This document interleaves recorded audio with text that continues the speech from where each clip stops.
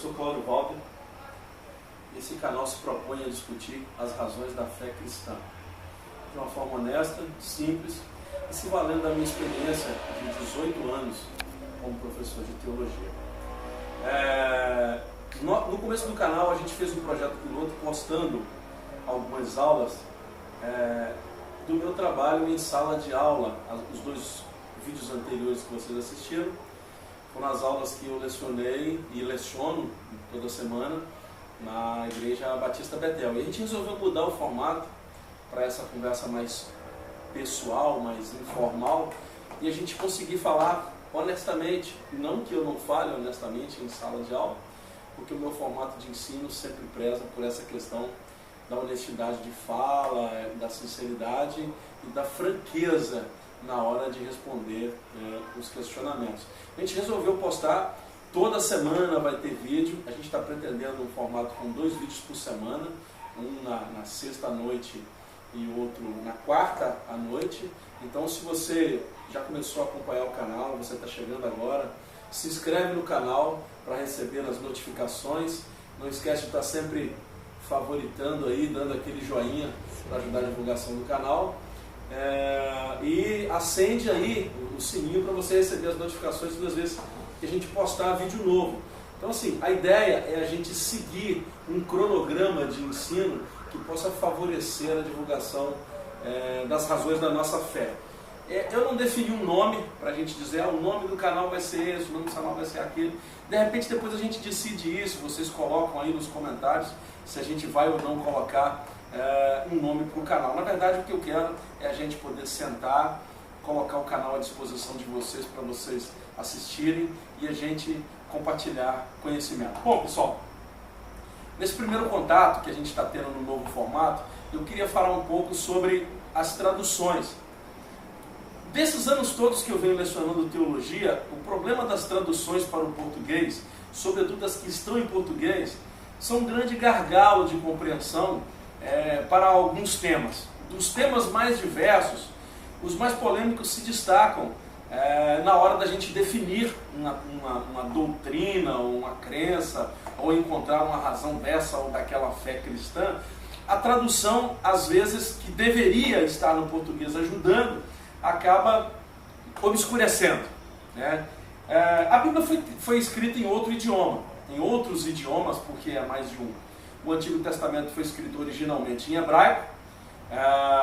Esse hebraico do Antigo Testamento tinha um formato rudimentar e depois evoluiu para um formato com letras mais arredondadas, melhores de escrever e ganhando entonação de vogais. Então, 2 formatos de hebraico deram origem à Bíblia do Antigo Testamento, começando com o hebraico rudimentar nas escritas de Moisés até Samuel, e depois a escrita foi evoluindo nos dias de Esdras. Esse formato ganha um modelo mais evoluído, mais bacana. Então, o Antigo Testamento ele nasce em hebraico, e essa é uma língua muito antiga, esteve para ser considerada língua morta, até que reviveu e hoje é falado no seu país de origem, que é Israel. Mas a Bíblia do Antigo Testamento foi escrita em hebraico, né? E esse hebraico, ele recebeu traduções. A primeira vez que o hebraico do Antigo Testamento foi traduzido foi para o grego, da Septuaginta, depois por volta do 3º século antes da era cristã.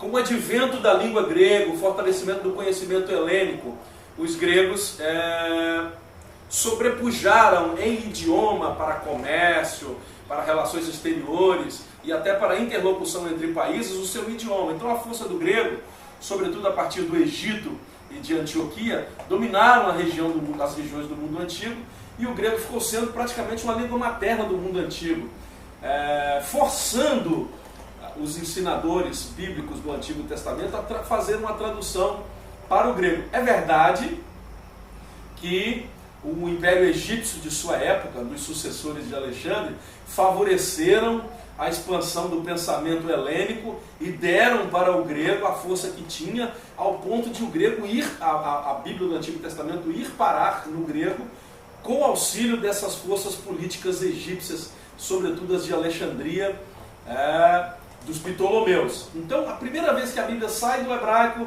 originalmente o Antigo Testamento, vai para o grego, da Septuaginta.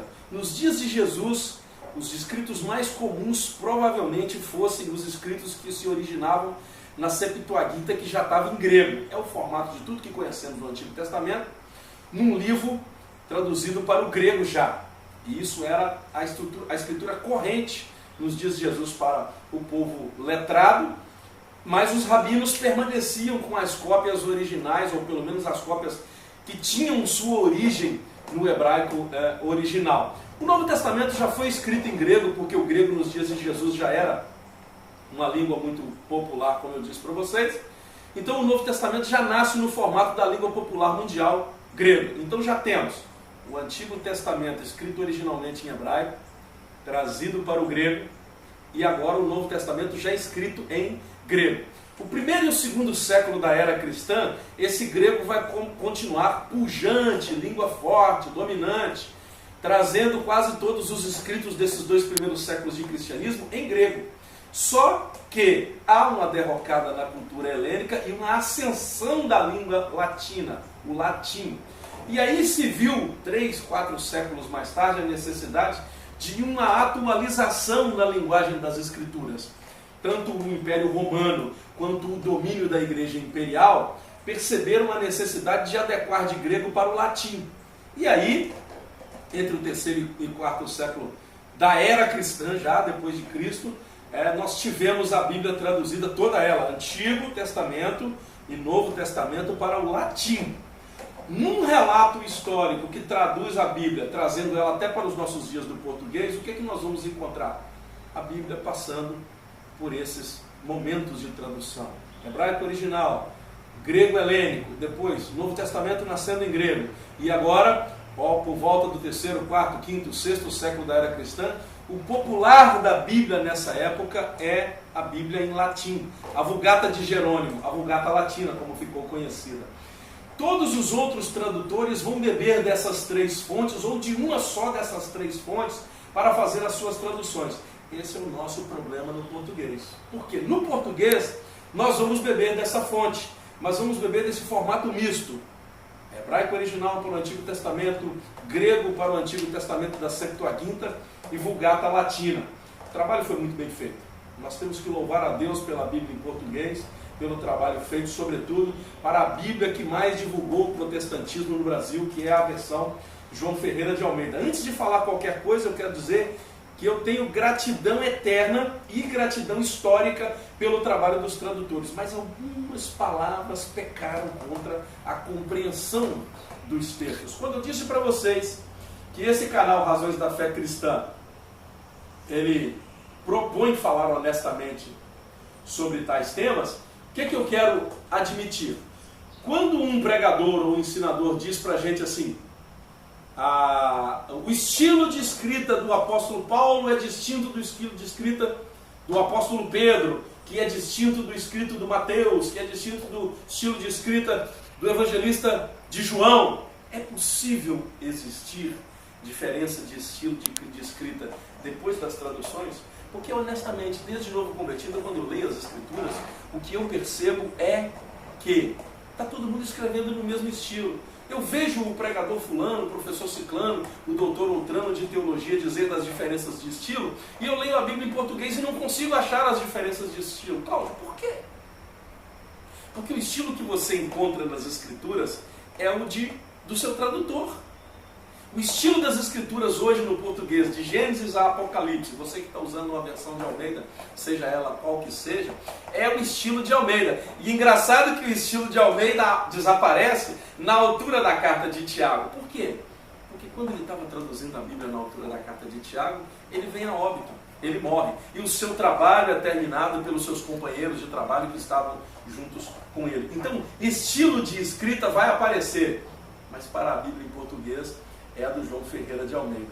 Em algumas das palavras que a tradução pecou, nós não chegamos a ter uma confusão doutrinária, mas só fazendo uma análise de várias versões da Bíblia, você usando uma versão de Almeida, você usando uma NVI, você usando uma Bíblia de Jerusalém, você usando a TEB, que é uma versão que eu recomendo muito, de origem católica, mas tem uma linguagem muito aproximada do original e podendo, se podendo, procurar dicionários que possam aproximar para o português a língua original, a gente ganha muita qualidade de estudo. Porque se limitar a uma Bíblia em uma palavra que você teve dificuldade de compreensão, qual é a alternativa? Encontrar traduções ou buscar a fonte tradutora, a fonte que fez essa tradução chegar para o português, para ver se não existe uma palavra sinônima que te dá uma melhor compreensão. Então, se eu tivesse que falar de tradução, Cláudio,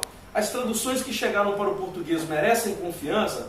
Elas merecem. O Evangelho está pregado a partir dessas traduções e nós devemos aos teólogos que nos trouxeram a tradução.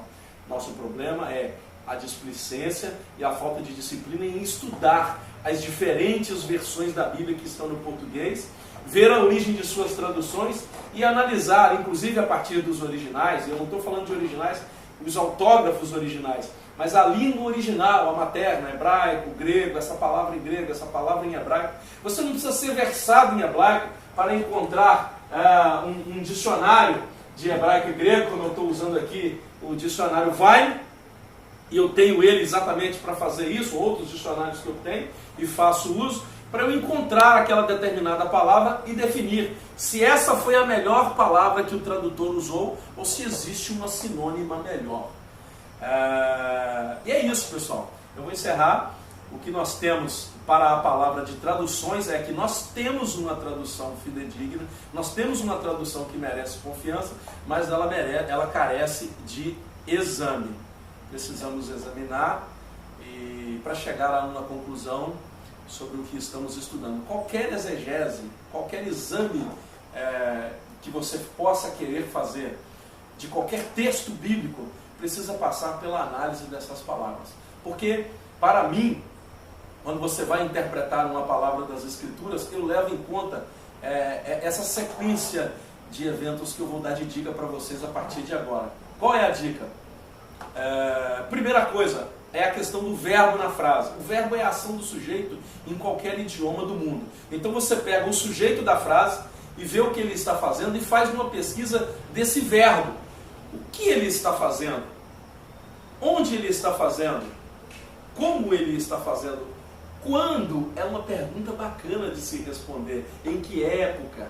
Em que etapa da história da humanidade esse evento se encaixa? Em que país? Em relação a onde? Em que cidade? Em que país? Em que circunstância cultural? Porque algumas circunstâncias culturais têm influenciado muito a tradução.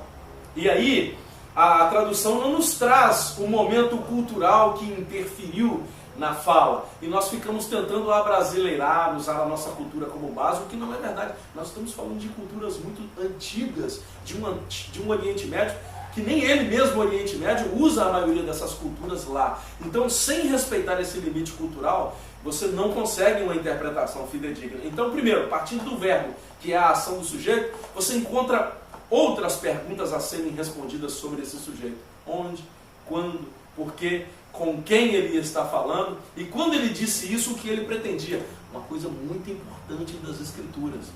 A linguagem que o escritor usou pretendia um ponto definitivo.